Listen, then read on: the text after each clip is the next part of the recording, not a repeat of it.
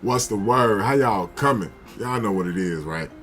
So I told y'all on how y'all coming, we was gonna come with the stories in the inbox and we was gonna read them and we was gonna get y'all reaction, but y'all know I'm gonna keep it a buck with y'all. Y'all wasn't feeling that, so fuck that shit. On to the next, right? But one of the things that I did want to do and I don't want to ever get too far away is keeping up with the current events of the day. Things that are important to me, I really don't give is important to the rest of the world, but I know this one is. All right? So, we got to talk about the fucking travesty, the miscarriage of justice, the ridiculousness of keeping the old man, by the old man, I mean the Honorable Larry Hoover, locked up for 50 plus years. You understand? They keep this man locked up. They call this man the gang chief, you understand, and saying that he's still running the organization all the way from Florence 80X, from the fucking underground. That's what they saying about him, right?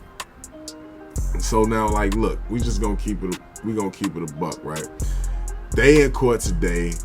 They want to talk about how many murders is the old man responsible for. I mean, this judge went bonkers with the shit. It was really an ignorant outburst. You understand what I'm saying?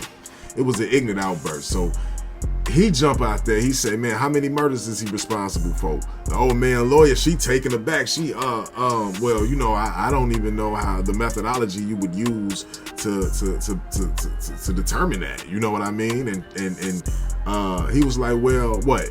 It's too many that we can't count. You know, that's what the judge said back, right? Like, I don't like his attitude, but you know, he the judge, right? So that's what they gonna do, you understand me? So then he look at the old man, he say, well look, shit, he should know, right? He should have the most knowledge of it, why don't we let him speak? You understand? I already played him. You remember I was excited, I'm like, yeah, the old man finna come back to the city, like this is his first time back in the city and forever. I'm glad he able to spread his fucking wings a little bit. You know what I'm saying? Get up out that cell, you understand? Come back home, breathe to Chicago, L one more time, you understand? But you know, they nipped that in the bud. Oh yeah, we can't, we don't have the security for that. So they put him through the video screen. Whatever, man. We just want him to have his day in court, right? We just want him to have a fair shake at getting to the crib. So, you know, he go in there and they have this exchange. This exchange is real fucking, it's remarkable. That's how I'm gonna put it. You know what I'm saying? Even the attorney, what's her name? Jennifer Bonjean, who was the old man's attorney, who was speaking for the old man today. She was taken aback by that. So she get in the media later on and after the hearing, and she like, you know, she felt like it was inappropriate for him to instigate. Excuse me. She felt like it was inappropriate for him to instigate, you know? And I'm like, okay, but I don't think she should have said that. I don't think she should be patronizing, antagonizing, provoking this particular judge at this particular time when they want to stand on the frame. They really want to stand on the frame. You understand? So, you know, the prosecutors went to talking about how the old man was in jail and he was still running shit.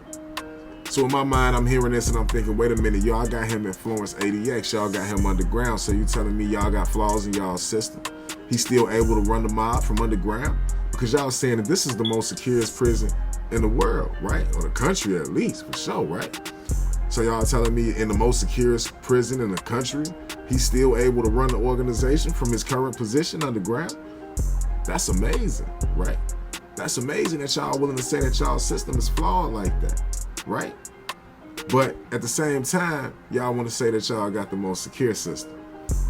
That's interesting. You understand? So they say, where that's coming from, right? They say they received a kite. Or they intercepted a kite. The kite, one of the guys wrote to all the guys in the federal joints, right? Or a lot of the guys in the federal joint, right? And the kite basically said, hey man, chill.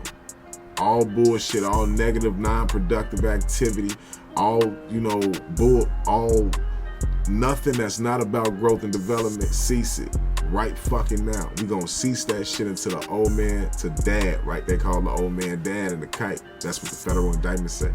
Or that's what the federal statement said. You know what I'm saying? That they called him dad and the kite. So to dad get a fair ruling, to dad get a hearing. You understand what I'm saying? I find that fucking amazing that they can say that that was a fucking call. That wasn't no call from Larry Hoover. That was the respect, the love, the honor that these guys have for the old man, that they saying, you know what, everything we do, they blame him for it. Everything we do under the guy or under the banner of GD, they blame him for it. So since they keep blaming him for shit that we do, let's stop doing shit. Stop it. Cease it. It's over with. Until he can get a fair and positive hearing, we not doing shit. That's what the kite said. And they said, based on that kite, based on that communication, he's still running the mob. That's how they playing. You understand? So, you know, you got the prosecutor, Julia Schwartz, you know what I'm saying? And she's extremely dramatic, you feel me? She went on about the blueprint. I ain't finna go into the blueprint, but if you know what the blueprint is, you know what the blueprint is. That's what she called it, a gang manifesto, and questioning how dumb that the organization thinks that they are, you know? It's government boogeyman talk. That's what she called it, government boogeyman talk. I wonder exactly what she meant by that. And man, that sounds like some desperate bullshit. That sounds like some desperate bullshit. She try to justify keeping the old man locked up. But here's the thing though, man. It's nonsense. It's trash. And most of all, it's disrespectful. You feel me? It's disrespectful. Here's the shit that ain't nobody talking about. Here's the shit that really blows me. You understand? The system keeps scapegoating the old man. They keep scapegoating Larry Hoover. You understand? They ignoring the real atrocities that's committed against our communities every fucking day. You understand? For decades, for generations. You feel me? You know, the poverty, the lack of resources. You understand? The systemic oppression. You understand? This ain't no victim shit. This is just real life. You feel me? This is the shit that led to young black men being in gangs. It ain't Larry Hoover. You understand? It ain't him. It wasn't him. It was the fucking conditions that these kids, these people, these individuals, these soldiers grew up in. This environment that bred that's what the fuck they should be questioning. The same environment that bred the old man. The same environment that Larry Hoover came up in. You understand? But now they overlooking that. They want to use him as a scapegoat. They want to keep him locked up forever instead of facing the mirror. They want to continue to paint him as some evil puppet master. You understand? That narrative is tired, man. It's old, man. It's hypocritical. More so than anything. If anybody's some fucking puppet masters, we know who the puppet masters is. You understand? Here's the truth though, man. The old man been gone since he was like 21, 22. He is now 73 years old. And he said it best himself. He said, I'm a completely different person. I reflected on my life and the trouble I caused, and I see life totally different now. That he want to help people navigate away from gangs and street organizations. Not make them join them, not recruit them. He been denounced, you remember? He been came out and said he wasn't chief. He been came out and said he wasn't a part of this organization no more. He wasn't the head of this organization no more. He wasn't an elder statesman of this organization no more. He been came out and said that, right? So what's the hold up? You understand? Tell me what's the problem? Why they won't free him? Me understand why his rappies, a lot of his rappies have been released. They out here living their life. And why they won't let the old man out? Do y'all really think that the old man is responsible for all the murders that every GD done committed through the history of GD? Do y'all really think they should add that to his tally? Get in the comments, man. Let me know. Engage. What y'all think, right? Listen, free the Honorable Larry Hoover.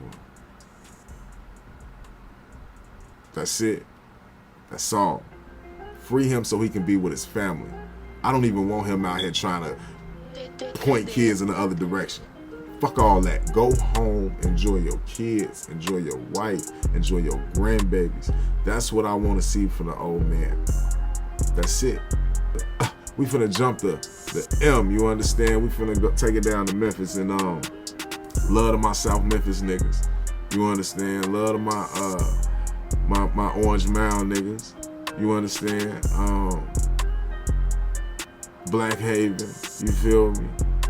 Yeah, all that. You know, Memphis, I love Memphis, you understand? I got family down there and all that good shit. So Memphis one of them places, right? So you know we gotta stop by and talk about what's busting in Memphis. What's busting in Memphis right now is Dolph. Long live Dolph. Long live Flipper. Now, everybody know Straight Drop, what's his name? Justin Johnson and Cornelius, his rat ass.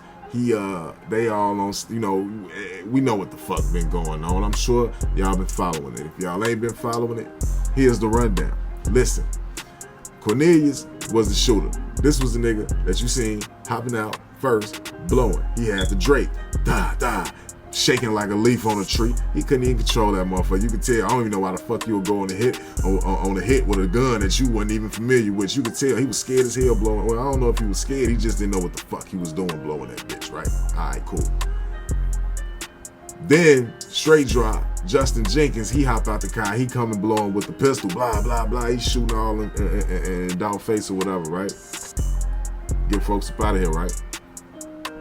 His brother come out the cookie shop blowing. Glah, glah, glah. Hit. I think he hit one of them niggas in the shoulder.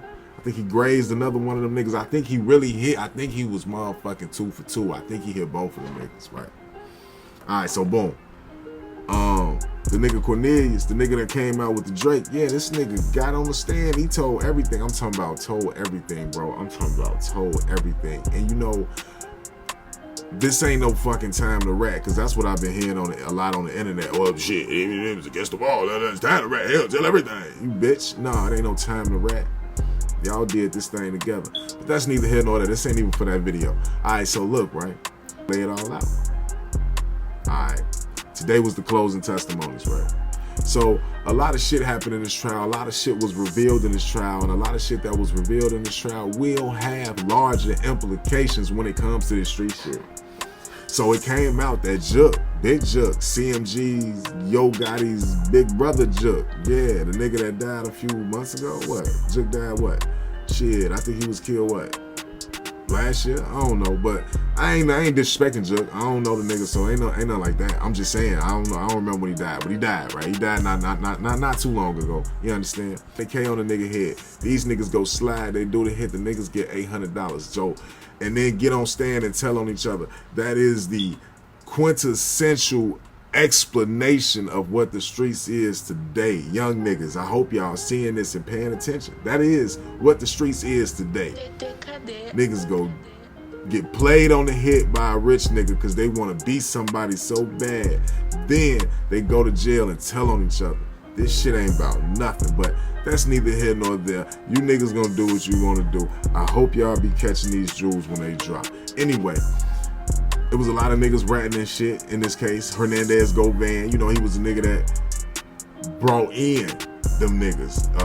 Not Jook, Thousand Ponds. He was the nigga that brought in Justin Jenkins, and he brought in Cornelius into the fold. Hey man, we got this lick. They was supposed to be getting 40 apiece, and he was supposed to be getting 20, 100K, right? That was supposed to be the lick. That's how it was supposed to go once they took Buddy out, right? I heard it was really on any PIE member. But you know, Flipper was the big fish, so of course that was who they really wanted. You feel me? Today they got found guilty. In Tennessee, different, right? So in Illinois, when you get found guilty, you going back to the county jail, and you sit in the county jail for a few months. You sit in the county jail for 4, 5, 6 months, right? You know, it depends on what's going on in the court, how busy it is or whatever, but you're gonna sit in the jail though. You're not getting your time no time soon, right? So boom, by the time you make it to court, you have a sentencing hearing, then they sentence you. Boom, like that. They found this man guilty today and gave his ass an L today. Nigga, get the fuck up out of here. Hey, yeah, you come back for that lesser shit. They told him he can come back for the conspiracy and for the pistol, for the UUW by a felon, basically. But for the murder, yeah, you got an L already, nigga. Boom. Stamp it, nigga. Certified. Life. Straight drop. Nigga, life gone. You know, and appeals are possible and all of that shit, and I wish him the best. But for the moment, at least, life gone. He got an L. You know what I'm saying? Long live Flipper. You know what I'm saying? I really hate to see another young black male lose his life to the system. I really do. It's fucked up, bro. I hate seeing motherfuckers in jail. I don't like nobody having to, you know, experience that trauma, especially when they was just trying to get themselves some money, you know. But on the flip side, man, I feel for Dolph. Taking up out of here for $800, nigga. You over $1 million, you $20 million nigga. You a $20 million nigga taking up over here out of here for $800. You know? I feel for Dolph's brother. On the G, I feel for Dolph's brother. You know why? Because that nigga done sat up here since that shit happened and thought of 50 million fucking ways of shit he could have did different. How he could have moved different. Another plan they should have used. He done sat up here, he's suffering with that shit. He gotta deal with that shit. So I hope he keep his head up, for real. So get in the comments, holler at me about the Larry Hoover situation, holler at me about the Dolph situation, man. What y'all think about this straight drop shit, him going to jail? How y'all feel about Cornelius ratting? You think Cornelius did the right thing? You think he was on some bogus bullshit? You know what I'm saying? Let me hear y'all opinion. I'm trying to see how y'all coming. What y'all thinking? How you coming is cash.